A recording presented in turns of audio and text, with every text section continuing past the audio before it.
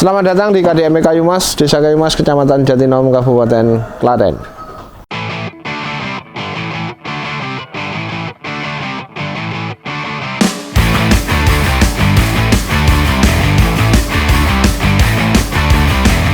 Saat ini KDMP Kayumas fokus pada pemberdayaan anak-anak muda di Desa Kayumas yang secara kewilayahan memiliki potensi untuk pengembangan peternakan rakyat. Dan alhamdulillah di sini teman-teman sudah memulai usaha peternakan, khususnya peternakan kambing perah jenis Sapera. Sapera sendiri adalah persilangan antara kambing jantan Sanen dan betina peranakan Etawa, sehingga hasilnya Sapera ini memiliki keunggulan produksi susu yang maksimal, di mana jumlah produksi hariannya tinggi, kemudian masa laktasinya juga lebih panjang daripada kambing perah lainnya seperti peranakan Etawa atau Jawa Randu. Dari usaha peternakan ini sendiri sebenarnya tidak berhenti pada peternakan yang menghasilkan anak atau cempe, tapi produk turunannya ada beberapa. Yang pertama adalah karena ini kambing perah, maka produk utamanya adalah susu.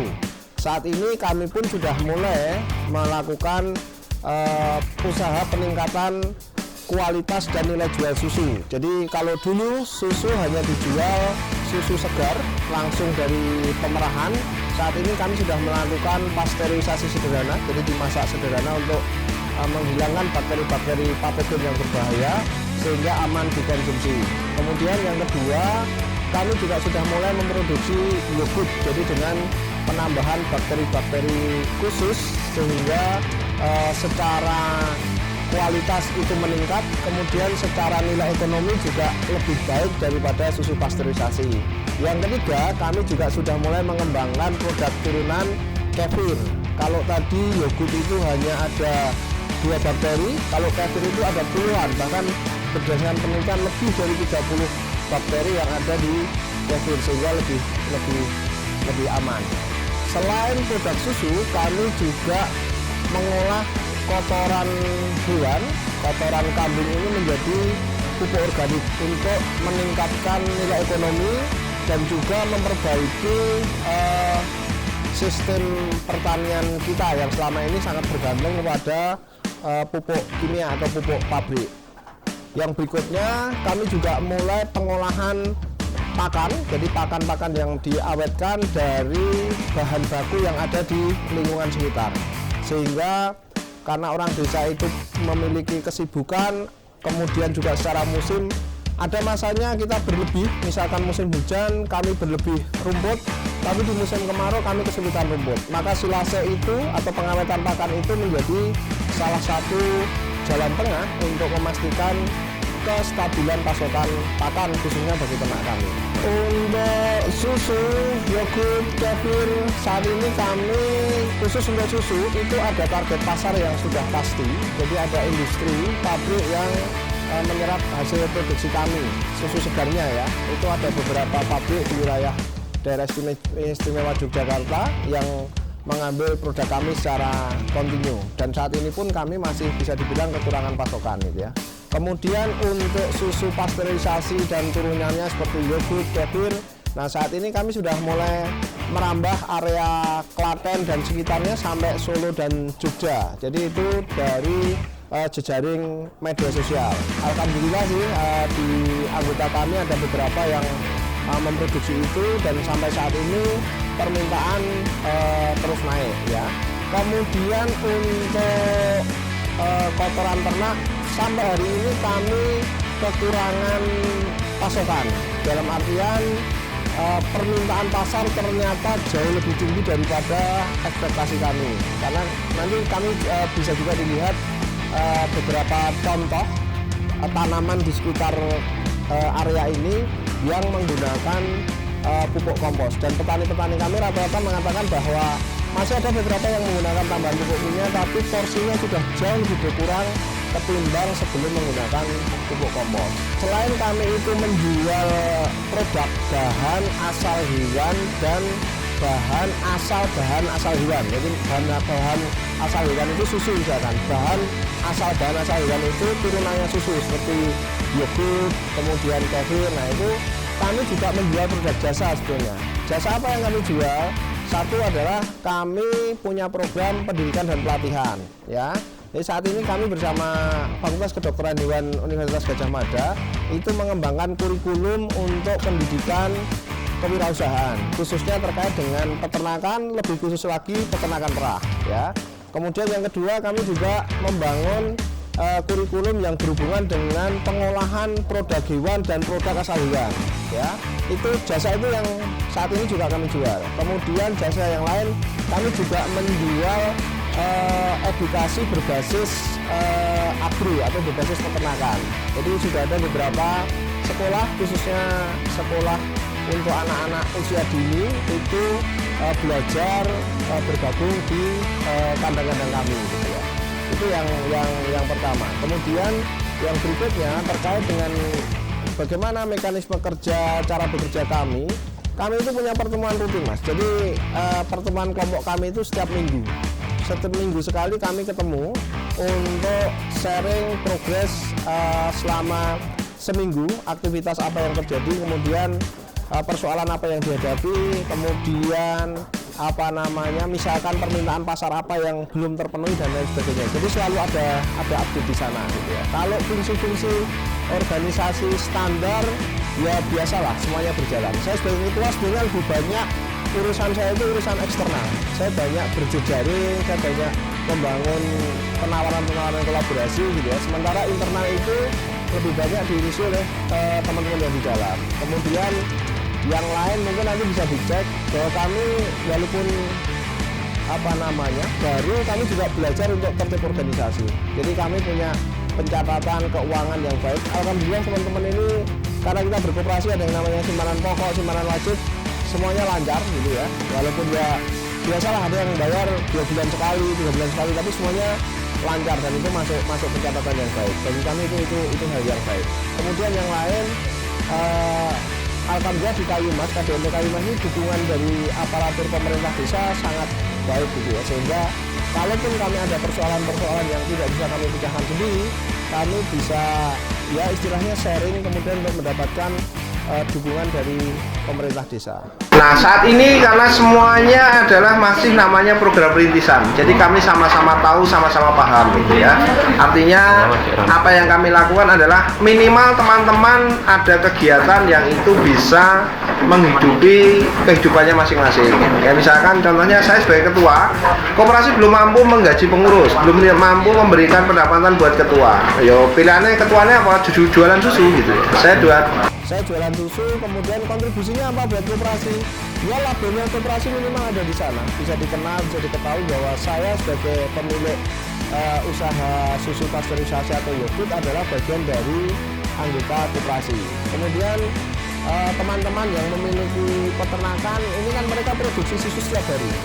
Ya mereka dapatnya dari susu yang mereka kelola, tapi mereka akan terbantu pemasarannya oleh keberadaan koperasi. Kenapa? Karena kalau tidak ya mereka hanya tergantung pada pabriknya berhenti minta misalkan ya, berhenti mengambil susu mereka kebingungan. Nah koperasi yang membantu menjadi itu tadi penghubung, menjadi agregator dari berbagai kepentingan teman-teman anggota, gitu. Jadi kalau ditanya hari ini koperasi sudah memberikan apa buat teman-teman anggota, secara kasat mata mungkin tidak terlihat, tapi di luar itu koperasi membantu kami bertemu dengan banyak pihak. Kelebihan atau keuntungan kami KDMP Kayumas berjejaring dengan Fakultas Kedokteran Hewan adalah kami punya sumber referensi yang terukur, gitu ya. Jadi kalau bicara berdasarkan ilmu di kedokteran hewan, kalau bicara soal genetika mungkin ada, kami punya kambing sapera yang secara genetik itu produksinya sangat tinggi. Sebutlah misalkan sehari dia bisa memproduksi 5 liter sejarah genetikanya. Dari mbah-mbahnya dulu ternyata dia produksinya 5 liter per hari.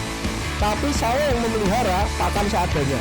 Adanya rumput jadi dikasih rumput, adanya daun padi ya dikasih daun padi, adanya bungkil kecil, pokoknya seadanya lah.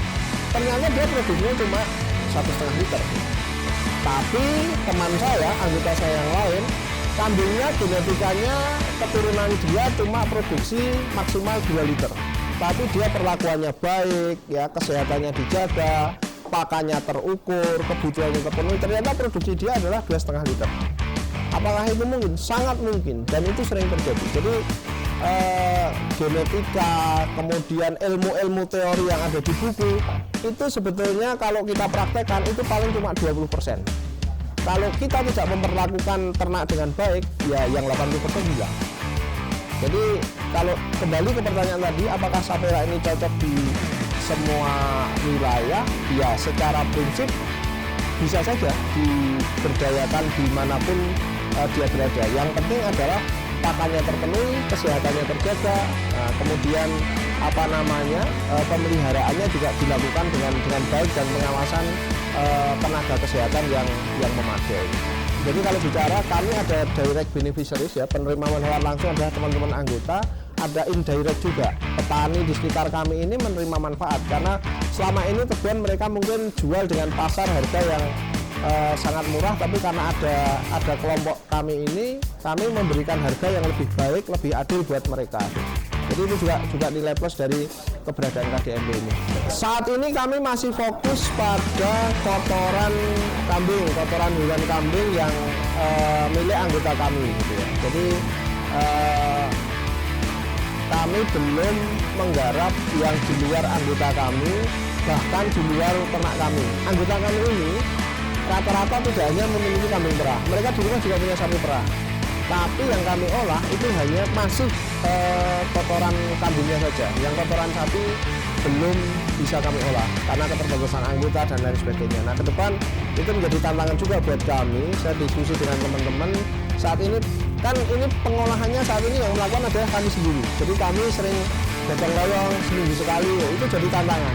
Nah, kami sudah memikirkan untuk bagaimana bisa membiayai tenaga kerja, mengupah tenaga kerja untuk proses pembuatan pupuk, pembuatan pakan, gitu-gitu. Karena ke depan teman-teman ini yang harus melakukan seperti yang saya lakukan. Jadi kami bermimpi 40-50 anggota kami adalah marketing semua.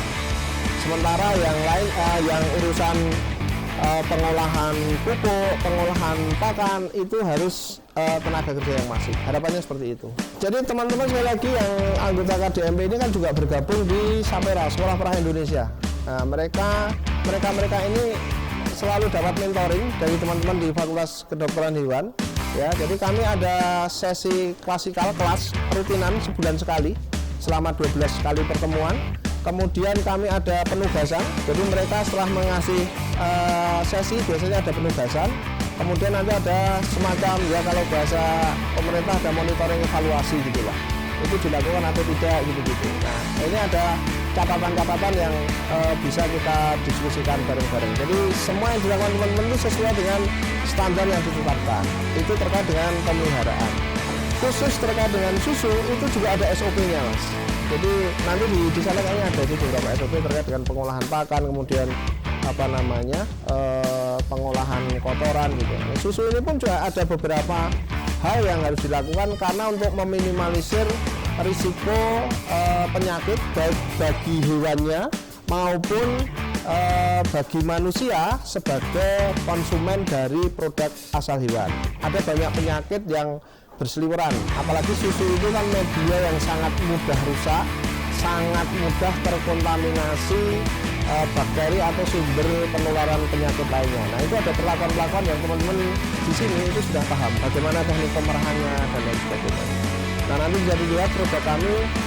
Saya akan buktikan bahwa produk kami itu produk yang organik, produk yang original, tidak ada tambahan macam-macam gitu ya. Itu buktinya seperti apa nanti kita bisa lihat saat pemerahan.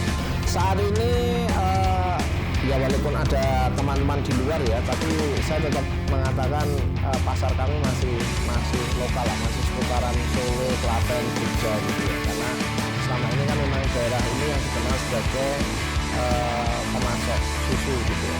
Dan jangkauan kami ya itu tadi saya bilang, saya masih terfokus pada beberapa orang. Nah, saya jaring saya di Klaten, Solo, Jogja gitu. Jadi saya setiap hari memproduksi susu untuk dipasarkan ke wilayah itu. Susu produksi saya sekali habisnya, jadi saya tidak melayani susu misalkan pesennya besok Kamis saya buat sekarang, tidak ya. Jadi pesennya Kamis ya saya buat Kamis gitu. Saya hanya melayani minta diantar sore berarti adalah hasil pemerahan pagi. Misalkan minta diantar besok pagi berarti pemerahan malam, itu maksimalnya. Karena untuk menjamin kualitas itu tadi. Ya, yang lain yang saya lupa sampaikan tadi. Ini sekali lagi kelebihannya kami berjejaring dengan UGM itu semua hal yang kami lakukan di sini itu reporting macam-macam terlaporan ke UGM. Jadi misalkan kami ada keluhan apa, sewaktu-waktu ada dicek, oh ini susunya sehat atau tidak dan lain sebagainya, itu UGM intens memantau kami. Kemudian ada kasus-kasus misalkan penyakit sampai kematian ternak, itu kami biasa mengirim sampel ke sana untuk diteliti apa yang terjadi dengan ternak kami. Nah, kami juga membangun komunikasi dengan pemerintah daerah setempat. Di semua kabupaten kota itu ada yang namanya ya dinas yang ngurusi urusan pertanian, peternakan, kesehatan hewan. Nah, di Klaten itu masuknya di DKPP, Dinas Ketahanan Pangan dan Pertanian, ya ada bidang peternakan. Di setiap wilayah itu ada yang namanya Puskeswan, pos kesehatan hewan. Nah, kami bekerjasama dengan Puskeswan terdekat sini. Puskeswan itu pasti ada dokter hewan, ada paramedis hewan dan lain sebagainya. Jadi kami sering berkoordinasi dengan mereka di sana, dengan para dokter hewan, dengan para medis terkait dengan status kesehatan di ternak kami. Jadi sampai saat ini aman-aman saja. Dalam artian mereka pun sering, karena dinas ya biasa lah, mereka juga punya jejaring dengan lab-lab provinsi atau lab nasional gitu. Kemarin kami juga menerima kunjungan dari lab Provinsi Jawa Tengah yang ada di Solo untuk mengambil sampel darah dari ternak perah di sini untuk memastikan penyakit brucellosis yang memang endemik di daerah sini. Itu contohnya. Itu sebenarnya salah satu tantangan terbesar ketika kita ngomongin ternak perah. Jadi ternak perah itu harus ada garansinya, mereka harus produktif. Maka kata kuncinya sebenarnya adalah di pakan. Pakan itu yang pertama adalah terkait dengan kebutuhan mereka untuk hidup atau survival. Jadi ada maksud petani peternak kita itu ya, yang penting kewane urip lah, ora loro itu. Itu baru standar pertama sebenarnya. Kemudian yang standar kedua itu pakan itu penting untuk produksi dia. Artinya kalau dia untuk daging ya menghasilkan daging, artinya kewannya lemu gitu ya. Kalau susu ya berarti susunya bagus gitu. Nah, yang ketiga itu adalah pakan untuk terjamin reproduksi. Nah, kami di sini sudah pada tahap belajarnya adalah memastikan pakan yang disediakan di sini adalah memenuhi 3 piramida tadi. Bukan hanya untuk bertahan hidup atau produksi, tapi juga harus reproduksi. Jadi itu untuk memastikan ketercukupan kebutuhan kami. Saat ini sebagai gambaran lah, saat ini bulan-bulan ini adalah produksi kami sedang turun-turunnya. Kenapa? Karena banyak betina-betina yang kami miliki ini itu masih pada bunting usia tua. Itu kalau bahasanya sekarang adalah masa kering. Ya, jadi mereka belum. Tapi sebulan 2 bulan lagi kami akan panen raya, karena itu nanti akan produksi semua, masalah laktasi semua gitu ya, sehingga produksi kami akan sangat banyak. Saya selalu mengatakan kepada teman-teman saya bahwa mari berkooperasi ini untuk mencerahkan dan menggembirakan. Jadi kooperasi ini harapannya bisa mencerahkan, memberi pencerahan buat banyak orang, banyak pihak, bahwa ini bukan sekedar program nasional yang kemudian orang menunggu apa yang dilakukan oleh pemerintah pusat kemudian nanti kita terima saja. Tidak seperti itu ya. Juga tidak perlulah kita banyak ngomong ngerasani sana sini gitu. Tapi mari melakukan sesuai dengan apa yang kita miliki secara yang gembira. Makanya ini harus mencerahkan dan menggembirakan. Dan itu yang terjadi dengan teman-teman. Makanya kalau misalkan kemarin ada kegiatan eksibisi, expo atau pameran gitu ya, datangnya 2 orang ya kami butuh, kami pastikan semuanya. Tidak ada masalah Mas. Jadi bagi kami, saya ngomong sama dengan koperasi, sudah lah keluarkan uang koperasi simpanan, pokok simpanan wajib untuk biaya pelatihan kita. Kita senang-senang gembira. Karena itu bagi saya penting untuk meningkatkan kepercayaan diri teman-teman. Itu tadi target saya mereka semuanya harus menjadi marketing, harus menjadi sales gitu ya. Jadi mereka belajar berinteraksi dengan banyak pihak gitu. Hari ini kalau saya buka iklan KDMP membuka, saya yakin akan banyak yang bergabung dengan kami ya. Tapi sekali lagi kami masih nunggu aturan main dan lain sebagainya. Yang kedua, selama koperasi itu berbasis pada kebutuhan anggota, kok saya yakin semuanya bisa berjalan, bisa maju dengan sangat baik. Contohnya, kami punya program namanya Sabdana, satu data ternak ya. Jadi kami punya baseline ya, data ternak di Kayumas itu ada berapa, Pak Lurah itu punya berapa sapi, punya berapa kambing, umurnya berapa, produksinya berapa, saya punya, kami punya ya. Teman saya yang lain di RT sana itu semuanya. Jadi kami punya ribuan ternak di sini. Bayangkan saja kalau misalkan saat ini kompetitor kami susu sapi itu di pasaran harga tertinggi 8.000 dari petani ya. Tapi kami koperasi, saya memberi contoh, saya sebagai pengurus koperasi memberi dari mereka dengan harga yang lebih baik. Saya yakin kalau itu saya buka los semuanya, mereka pasti akan semuanya setor ke koperasi karena harganya lebih baik. Kita memberikan layanannya apa? Jaminan layanan kesehatan ya, karena kita punya hubungan dengan kedokteran hewan, kita punya hubungan dengan puskesmas.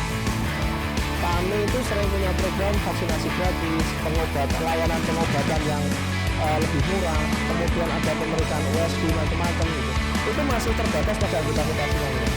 Artinya kalau itu saya buka buat teman-teman, buat warga masyarakat Kayumas yang mayoritas peternak, kok saya yakin mereka semuanya akan berbondong-bondong menjadi anggota koperasi. Tapi tentu ke depan kami akan ke sana, tapi hari ini kami belum melakukan itu karena sebetulnya secara sistem dan lain sebagainya kami masih menata, masih mempersiapkan.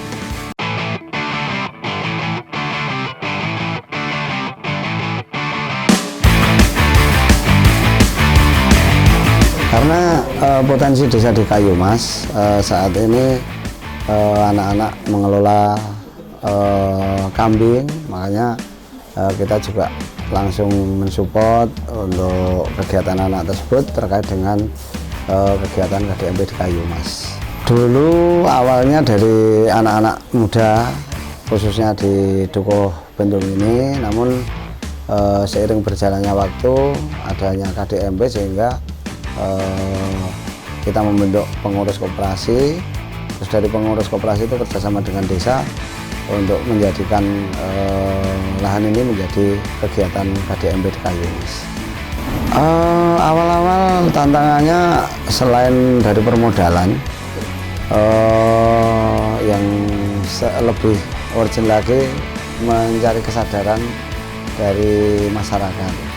Namun kita juga tetap semangat beserta pengurus koperasi juga selalu konsultasi, terus gigih juga di dalam memberikan pengetahuan kepada warga masyarakat, akhirnya khususnya anak-anak muda di sini terus ikut dalam koperasi itu. Kita dulu mengundang dari lapisan masyarakat untuk diberikan edukasi bahwa koperasi itu kelak kemudian setelah berjalan bisa bermanfaat untuk warga masyarakat. Itu juga tidak hanya sekali dua kali, namun kita tidak putus asa, kita tetap mencari solusi-solusi untuk menjadikan kesadaran masyarakat bahwa berkoperasi itu nanti tetap ada hasilnya gitu.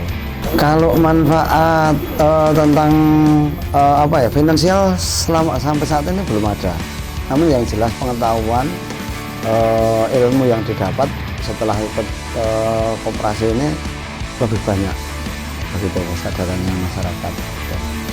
Kalau selama ini kan belum begitu besar aset dananya ya Mas, jadi ya kita masih di dalam pengawasannya hanya baru tahapan saja.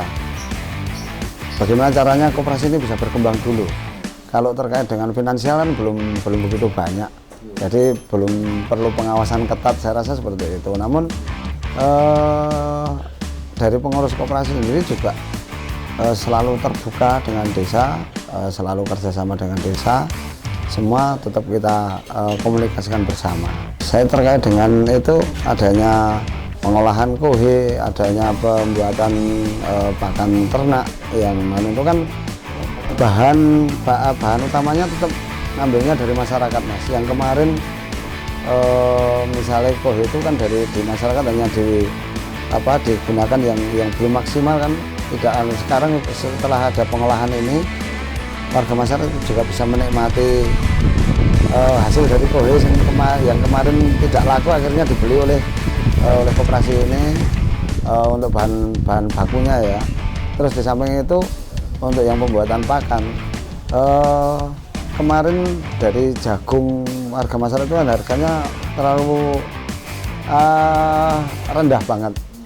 Dengan adanya pengolahan pakan ini juga membeli membeli bahan baku dari warga masyarakat. Jadi nilai perputaran uang bisa berjalan. Di samping itu juga untuk yang tenaga bisa mempekerjakan warga kami yang kemarin juga hanya serabutan, kan ini sudah bisa dipekerjakan walaupun juga belum maksimal karena juga baru-baru aja.